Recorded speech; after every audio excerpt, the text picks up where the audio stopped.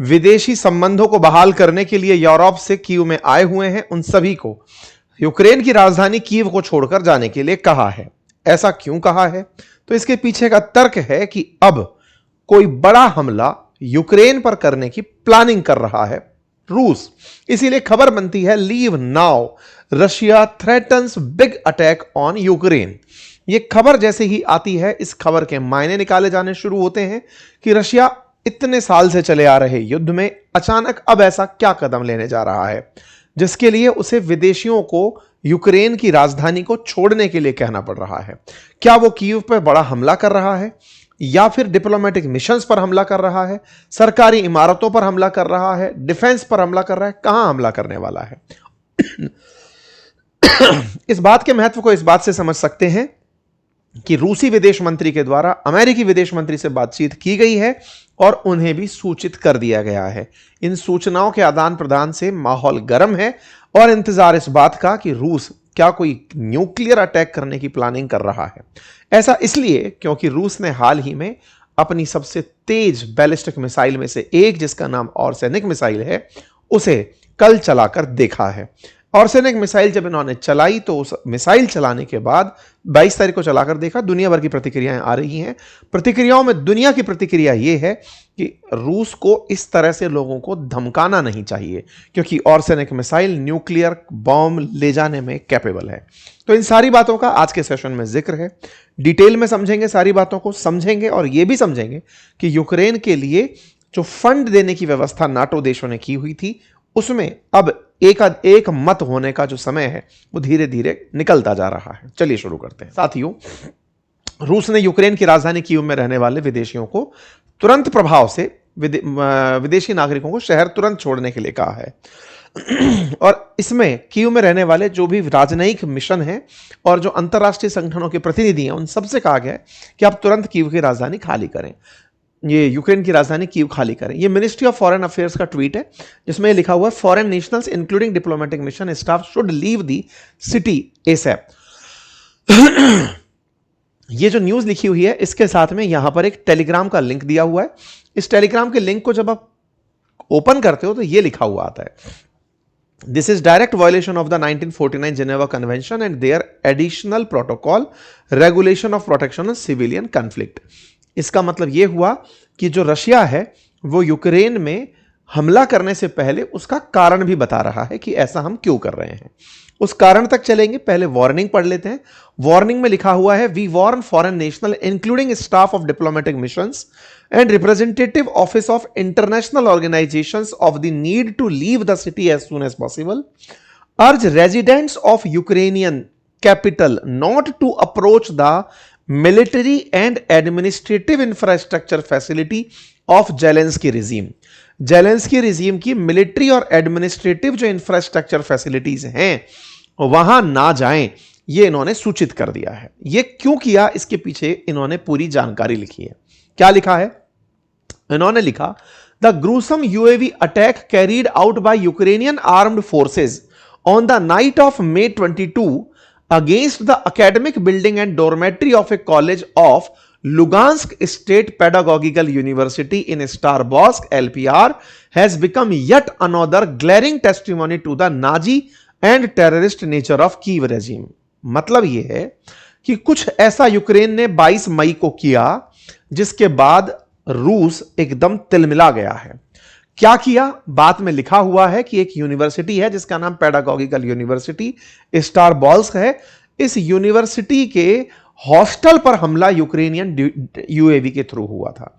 यानी कि यूक्रेन ने अपने जो ड्रोन्स हैं उससे एक हॉस्टल पर हमला किया, जिसमें लोग बड़ी संख्या में मारे गए। रशिया इस हमले के बाद से एकदम तिलमिला गया है। कहां हुआ था यह हमला? तो असल में आपको याद होगा तो यूक्रेन का जो पूर्वी हिस्सा है, डोनास्क और ये लोहांस्क वाला जो क्षेत्र है, जिस पर रूस ने शुरुआत में ही कब्जा कर लिया था, वहां पर एक कॉलेज में यूक्रेन के द्वारा ड्रोन से हमला किया गया। उस कॉलेज की इमारत कुछ इस तरह से धराशायी हो गई।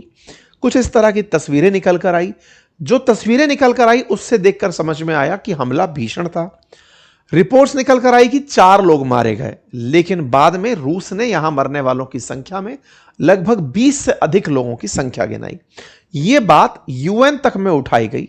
कहा गया कि 22 मई को रूस के कब्जे वाले क्षेत्र में जो हमला हुआ वो एक आतंकवादी हमला था, सिविलियंस पर हुआ हमला था, और ये जो हमला था ये यूक्रेन ने बच्चों को टारगेट करने के लिए किया था। ये हीनियस क्राइम है, मॉन्स्टर्स क्राइम है। कुछ इस तरीके से रूस के द्वारा बकायदा वीडियोस डाल डालकर लोगों को बताया जा रहा है कि जो युद्ध में शामिल नहीं थे सिविलियंस, उनके ऊपर यह हमला हुआ है, यह बर्दाश्त से बाहर है।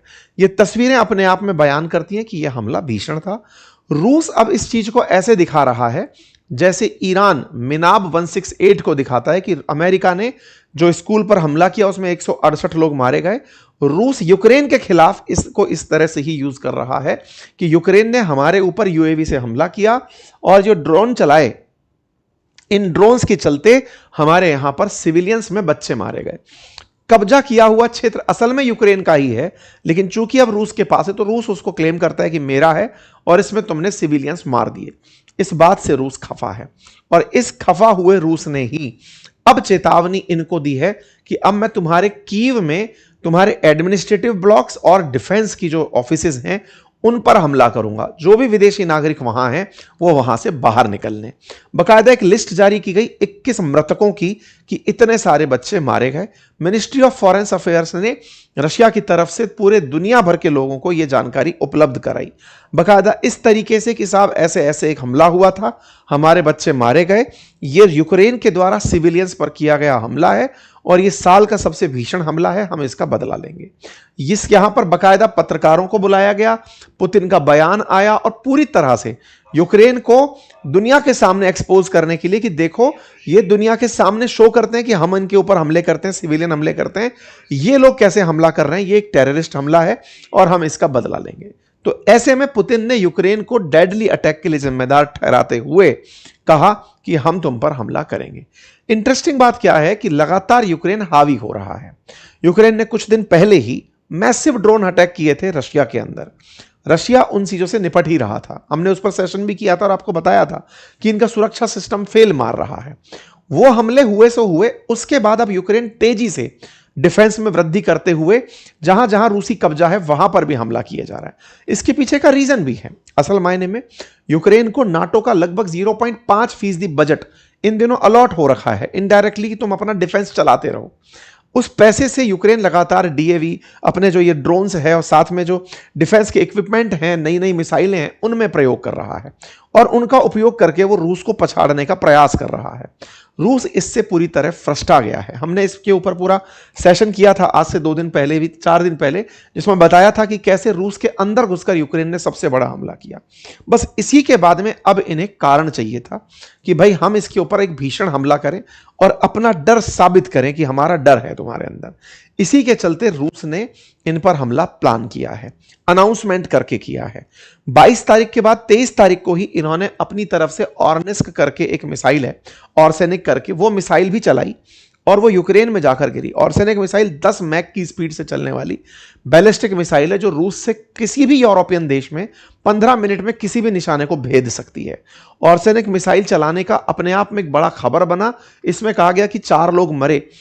मुद्दा यह है कि यह मिसाइल एक डमी वेपन के ऊपर वॉरहेड लगाकर चलाई गई थी। मतलब मिसाइल तो चली लेकिन वॉरहेड में जहां न्यूक्लियर बॉम्ब रखा जा सकता था उसे खाली छोड़ करके चलाया गया। इस तरह के हमले की पूरे यूरोप ने निंदा की कि यह रूस धमकाने के लिए जो प्रयोग कर रहा है ये सही नहीं है। अब तक जो ऑर्सेनिक मिसाइल है ये 3 बार यूज की जा चुकी है। तीनों बार के यूज में पहली बार जब यूज हुआ था तब 21 नवंबर 2024 था, दूसरी बार जनवरी 2026 था और तीसरी बार अभी 23 तारीख को यूज किया है। इस मिसाइल के यूज को पूरी दुनिया ने निंदा की है कि भैया तुम इन्हें धमका रहे हो कि हम न्यूक्लियर बॉम्ब फेंक सकते हैं, डमी वॉर हेड लगाकर फेंक रहे हो, ये एक आक्रामक युद्ध का वो है। इसकी दुनिया भर की प्रतिक्रियाएं आई, इमानुएल मैक्रोन की प्रक्रिया, उर्सुला वॉन डेन की, तमाम फ्रेडरिक मर्ज की, सबने इसका विरोध किया कि ये गलत कर रहे हो, आप धमकाओ मत इस तरीके से। रूस ने कहा कि नहीं, अब चूंकि आपने मानवता के खिलाफ अपराध किया है तो हम उसकी आपको सजा देंगे। अब इस सजा के लिए इन्होंने बकायदा अमेरिका को जानकारी दे दी है। अमेरिका ने क्या किया? अमेरिका ने दुनिया वालों को अमेरिका ने अमेरिकन्स को सूचित किया कि सुनो, हमला हो सकता है, वहां से निकल लो। मतलब एक प्रकार से अमेरिका अपने लोगों को समझाने लग रहा है कि हां, रूस ने हमें कह दिया है निकल लो, वहां से हमला हो सकता है।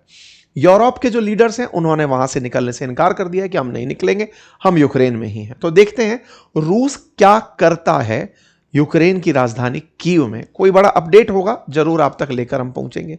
फिलहाल के लिए इतना ही। जानकारी आपको पसंद आई हो साथियों से साझा करें। चैनल पर नए हैं तो सब्सक्राइब करें। बाकी एआई की लाइव क्लासेस चल रही हैं, सीखना हो तो लिंक कमेंट बॉक्स में पिन किया हुआ है, अवश्य देखें। और हां, हमने यूपीएससी का जो पेपर आया उसके ऊपर एक डिटेल एनालिसिस अभी अंकित इंस्पायर इंडिया पर डाला है, आप उसे अवश्य देखें। धन्यवाद।